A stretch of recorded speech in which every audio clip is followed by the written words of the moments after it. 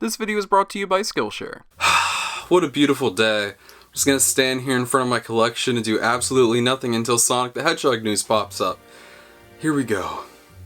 Hello there, Ricardo. Whoa, hello, I can't see you. You can't see me, but that's irrelevant to the situation at hand. Oh, okay, is there a situation at hand? And why do you sound like Mark? We must save the marketing of Sonic Rangers. The fate of the world is at stake. Do you know what that entails? Oh yeah, of course, we need to save Sonic the Hedgehog Rangers from marketing and trailer disasters in order for the game to succeed, in not only the fans' eyes, but the general public's eyes, so it can not only sell well, but actually have critical praise. Yes. Sega must learn from past games and their trailers. We're the only ones who can save our world from another Sonic marketing disaster.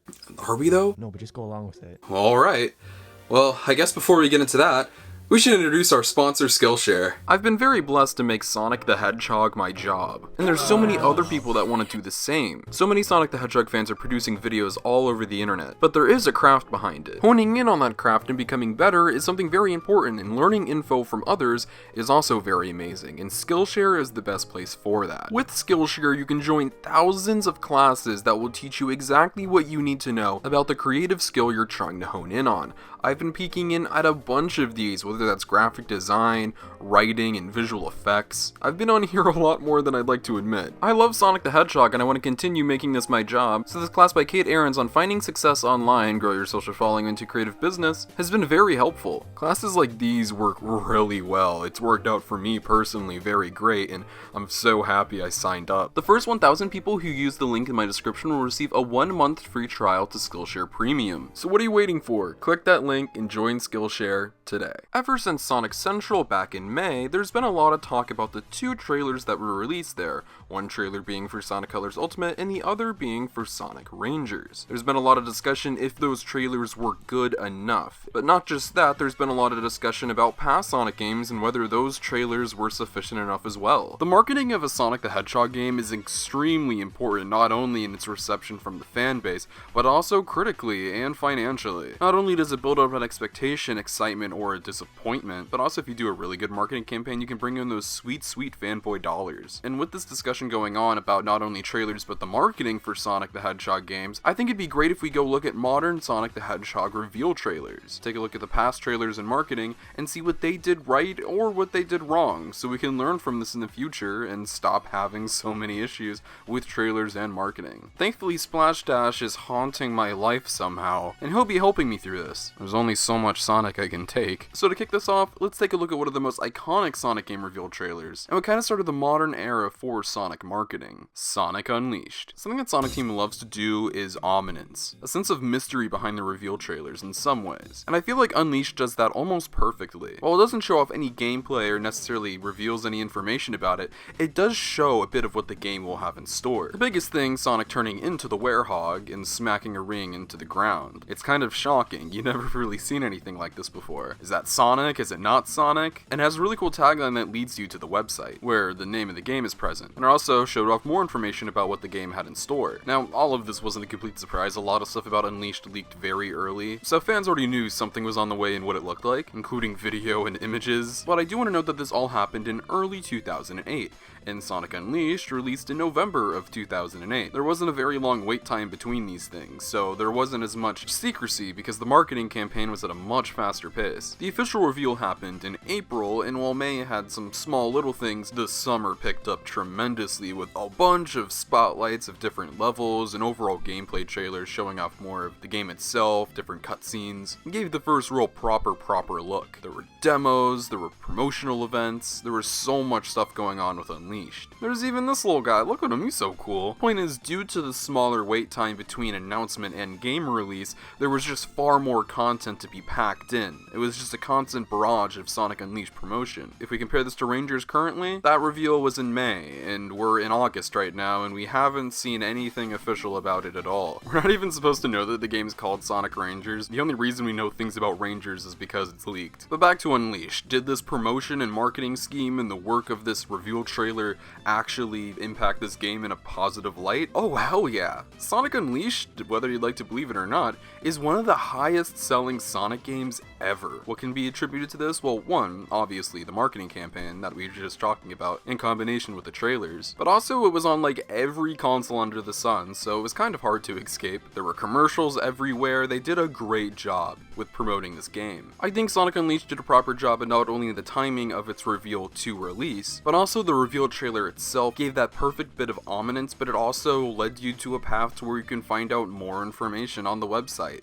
It told you the name of the game. It just let you know more. The mystery was just done better. But let's see if that can transfer over into the next main series Sonic title, Sonic Colors. The reveal trailer for Sonic Colors is short. Like, extremely short. Shorter than Ricardo standing next to his LeBron James cardboard cutout. It is only 20 seconds long. Yeah, surprisingly, the announcement trailer for Rangers managed to be longer. But despite that, this trailer manages to pack in so much more information about the game than Rangers managed to do. Which again is surprising, because in principle these trailers are the exact same thing. Sonic runs, something new and never seen before happens, logo. Oh wait, Rangers didn't even give us that. But yeah, let's look over all the information you get from this one trailer. Well, possibly most redundantly, Sonic and Tails are gonna be in it. That might be strange to point out, but you gotta remember, around this time Sonic games were all over the place in terms of which characters appeared in them. Sonic 06? Everyone. Secret Rings and Black Knight?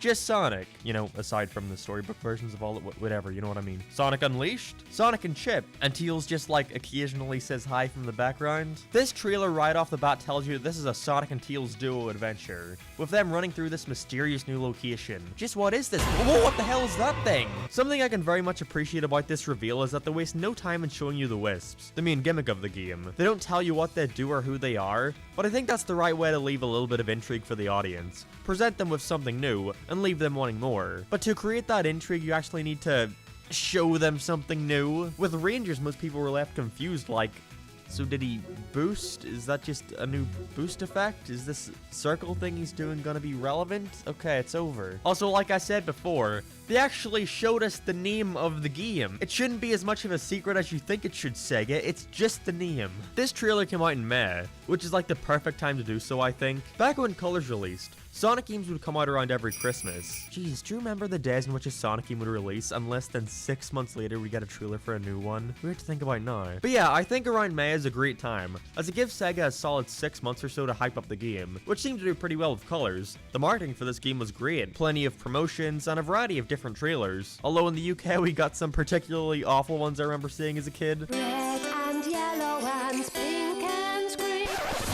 Sonic's off on his most colourful adventure ever! Either way, the promotion for Colors was really great. I hope Sega was able to keep this up with the next entry. What is there even to say about the Sonic Generations reveal trailer? It is iconic. It depicts modern Sonic running through this strange variation of Green Hill Zone, with a bunch of white all over it. Not only was it a shock to see modern Sonic running through this iconic location, which at the time, you didn't really see that much, but the fact that it wasn't normal. But then, the big thing happens. When Sonic launches into the air, classic Sonic appears. Now I need you guys to go back to 2011, and if you weren't alive, that's fine too. But classic Sonic was like non-existent. Everybody hates him now, they want to see him gone, the people think he's being overused, and while that's kind of fair, at the time this was something truly special. Seeing the two running alongside each other was something so amazing, and the confirmation of it not only being on Xbox 360 and PS3, but also the fact that it'd be coming out that year. Similar to Sonic Unleashed, this was revealed in April and was later released in November. Once again, not a very long way. And to this day, I still stand by the fact that I believe Sonic Generations had the greatest Sonic marketing campaign of all time. This thing was everywhere. Trailers were popping up all the time. There were playable demos. And it was much different than past Sonic games. With a lot of other Sonic game demos, you really had to go to a convention like E3 in order to play it. But here, they were available to play at your home. The classic Sonic Green Hill Zone demo being playable in June, and a modern Sonic 1 happening in October. A little taste only 1 month before the game's release. Not just that, but this had the biggest Sonic licensing campaign of all time. Not just that, but there were commercials commercials for this everywhere, promotional tie-ins. It was perfectly timed and is exactly what Sega should have learned from. We'll get to that later. Not just that, but over time they revealed new levels for the game that'd be popping up, letting fans decide, showing more and more information as the months went on, and at a very consistent rate. It was a very special time to be a Sonic fan, and I don't think they could have handled this any better. The wait between colors and generations was very short, not even being a year apart, so the wait for the next main series Sonic title was a bit longer, but there was some other side stuff to hold us over. But did they keep this up? Let's take a look. Okay, so say what you want about Lost World as a game, but it kind of has one of the best reveal trailers of any Sonic game. The first shot alone gives us so much information. The Flickies are back. Haven't properly seen them since, like, Adventure 2, wow. And we see this weird world filled with tubes. Then the Deadly Six immediately drop, already showing us our group of villains for the game, with Sonic jumping down to stop them. I thought it was going to end here, but no, they went and did the impossible. They showed gameplay. This trailer shows a ton of shots of Sonic and Windy Hill, showing off his new moves such as the parkour, the kick attack, that's it. But mainly it gives us an idea of the gameplay style it was going for. Something seemingly more akin to Sonic Adventure, with more open levels focused on platforming. Whether or not the game actually delivered on that is a different story. But yeah, this trailer is fantastic. Shows us the main gimmick of the game, an idea of the plot, the name and logo, the main villains, and most importantly, shows us what the actual game looks like. Saying that, I'd argue the actual promotion for Lost World was a tad weaker than Colors. I vividly remember sitting and watching the commercials on my TV, just waiting for a Sonic Lost World one to appear, but it never did. I don't know, maybe it's just like the internet becoming more prominent, so they wanted to focus their advertising on there, but whatever. And I don't know if it was just a UK thing, but I saw next to no promotion for it outside of like the Tony Hawk skateboard, I suppose. But that only confuses things further, because the skateboard also used for the Sonic Generations logo. Okay, which game do I buy? Overall, Sonic Lost World has a very good initial reveal trailer, but the rest of the advertising really failed to capitalize on that. I think this is a sign of things to come in regards to Sega's advertising. Oh god. Here we go. I know it's the popular thing to hate on Forces, and trust me, I do. But we're not even talking about, like, the game itself here. We're talking about trailers and marketing. And it has some of the worst in Sonic history. God, this game can't do anything right. The first trailer for, at the time, Project Sonic 2017, was shown off at the 25th anniversary party in San Diego. I was in attendance. I saw this thing live. And I cannot explain to you in words the absolute roller coaster of emotions that went on in that event. Not only was it the reveal of a brand new main series Sonic title, which every single person in that room wanted, but it had a darker tone. The confirmation of the people who made the games that we love making this was really reassuring and exciting. It looked like it was going back to formula, but then this happened. Now, I'm sure you guys would expect boos or silence. No, there were cheers, but here's the thing. Right after, there was a lot of confusion. Maybe there was a moral obligation to just clap and go, yay, classic Sonic. But while I was clapping and cheering, I was at the same time saying to myself, wait, what the fuck? It ends, there's a tagline, the confirmations of the consoles it will be on, but no title.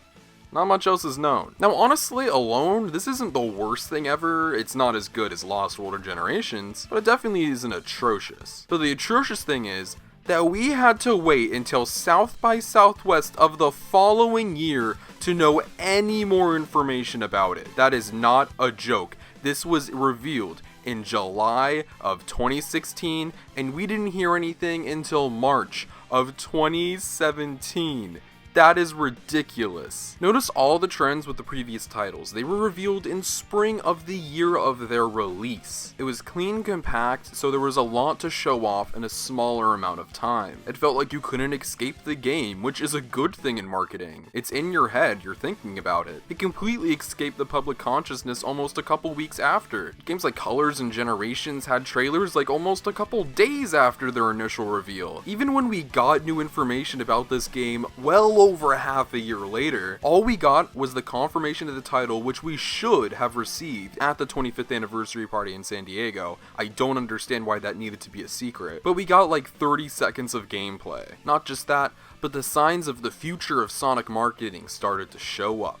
concept art and music, but we'll get to that later. Forces being shown off like this at South by Southwest, which you shouldn't be making your giant reveals at, effectively killed its hype. They didn't give us a real proper trailer, they didn't want to show off the game. Throughout the year, they effectively just put out one giant trailer, with each little section of the game being shown off individually, which just didn't work. You needed to give a proper full look at the game first thing, and then you can show off the individual aspects after. But we never really got that. The closest thing I would say would be the E3 trailer, which, don't get me wrong, was pretty hype. Seeing all those classic villains show up again was very exciting, and heck, Infinite looked really cool, but still, we had to wait a long time to find out more information, and it was still very secretive. It's not like I want to know every single thing about Infinite, or about the game, but at least show it off right. Do the secrecy right. From here on out, it was a couple seconds of gameplay shown off individually, and a bunch of music tracks. There was the sense of they were trying to hold certain things back, which now looking back at it makes sense because there wasn't that much they could show off. Forces is a very small, short budget game, so they kind of played up the secrecy factor to make it seem bigger than it actually was. Instead of doing hero trailer, story trailer, blah blah blah this trailer, it should have had a single trailer before any of that stuff,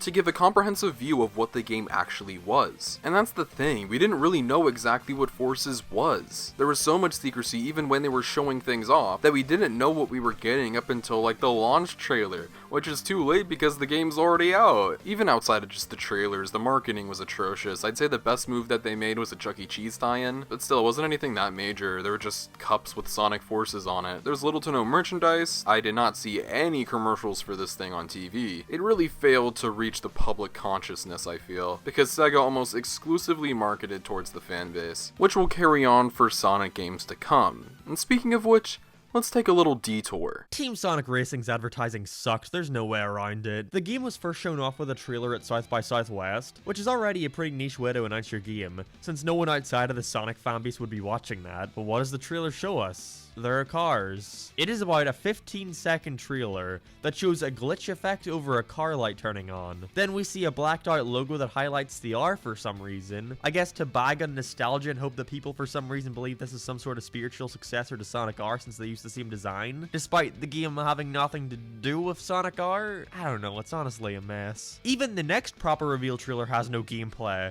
just Sonic and Shadow looking at each other and driving out of a garage. It is a racing game, why are you so secretive, Sega? The main times we'd get interesting trailers for this game were during South by Southwest panels, and I'm sorry Sega, but that is an awful business strategy. Why are you revealing the tracks and customization features in such a niche setting? The customization for Team Sonic Racing was one of its best aspects, but general audiences probably never even knew about it, because they revealed it at a panel that only Sonic fans would be going to. You don't need to convince Sonic fans to buy the game, they'd buy anything with Sonic on it. The general audiences are the people you need to attract here. Show gameplay to them. What didn't help was that the game was eventually delayed. Over half a year, I believe. I think it was originally going to release around September, but was delayed until May. And what did people have to hold them over? Music. The official Sonic social medias were more occupied in trying to sell you the soundtrack to TSR than the actual game itself. I can only assume it's because they realized that the game only had 21 tracks and thought they would reveal it all too quickly if they actually decided to show it in trailers. I'm gonna stop here because looking back at the advertising for that game genuinely annoys me and how incompetent they were at it. And the seals reflected that. Not only has the game received no DLC or updates since release that would extend its longevity, but it was completely blown out of the water by Crash Team Racing, which came out shortly after. A game that had around triple the content as Team Sonic Racing, had consistently good trailers that showed off a lot of the game, and received constant updates and DLC that would keep players invested. Sega? Do better. And here we are now, around a summer removed from Sonic Central, but we're here to talk about the main series. All I'll say is that Colors Ultimate has been doing a very solid job at showing things off, probably because you don't really need to be secretive about a game that's been out for 11 years, but my big issue comes with Sonic Rangers. Now here's the deal with Rangers. I'm a firm believer in that Sonic games should be shown off in the year of their release. One of the worst things to happen to Sonic Forces was the fact that we had to wait over half a year for more information information after its reveal. It completely messed with all of the marketing for it, and I'm scared that we might be running into that trap with Rangers again. Rangers is probably the most ominous Sonic reveal trailer I've ever seen. In terms of a main series title, I don't think anything will be able to beat TSR, but all we really get is Sonic boosting? Does him running around this tree have any significance? What the hell is going on? We don't get a title, we don't even get a definitive release time frame. All it is 2022. My guess is holiday. And holiday is a very long time to wait. In fact, if this is the case,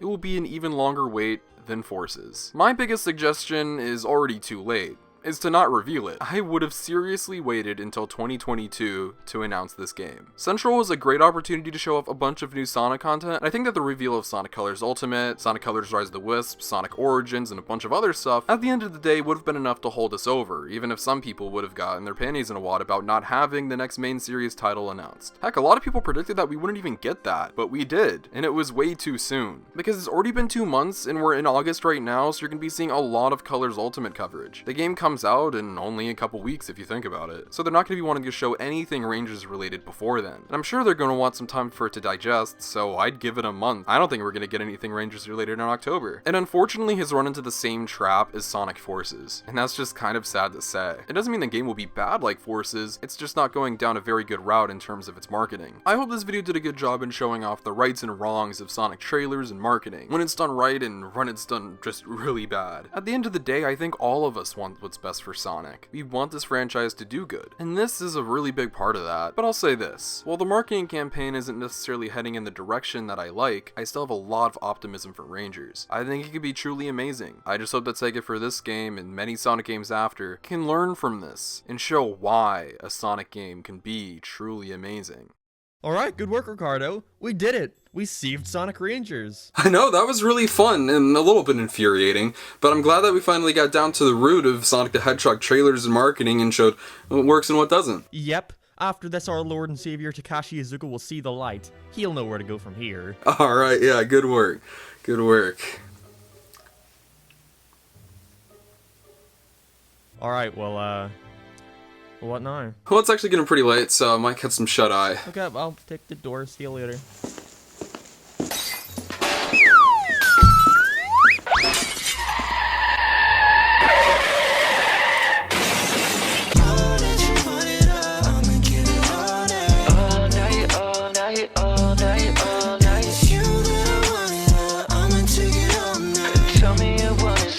Tell me